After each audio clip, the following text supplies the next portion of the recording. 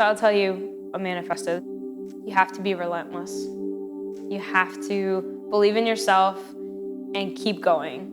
Basically, don't ever give up. I will never forget this. It was December 12th, 2012. So it was 12/12/12. And I was having lunch with my mom and I was crying.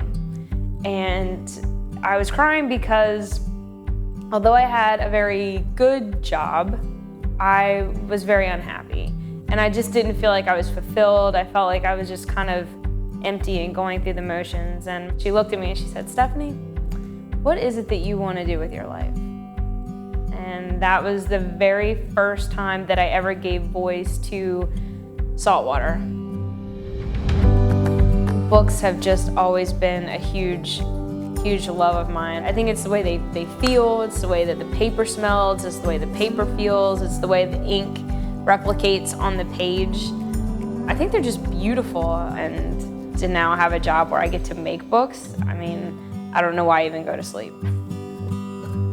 When you start your own company, one of the things that immediately happens when you have a very good job, 40 hours a week and benefits and all that, even if you are unhappy in that job, to walk away from that, to say, I'm gonna start my own company, that was a huge fear.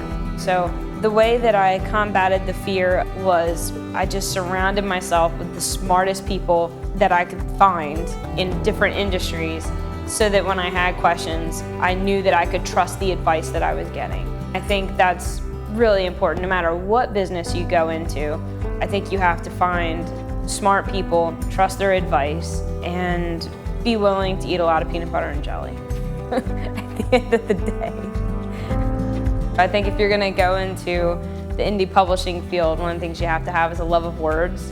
You have to have a love of literature. You have to have a love of reading and writing and talking about it. And I think you have to have some patience and always a smile.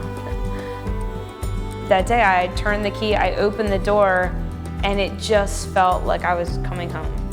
Like I was exactly where I was supposed to be. More than anything, I just finally felt infused with energy. I felt infused with passion. I felt like I was starting a new life, and I think it really was. My name is Stephanie Fowler, and I'm an indie publisher, and this is my manifesto.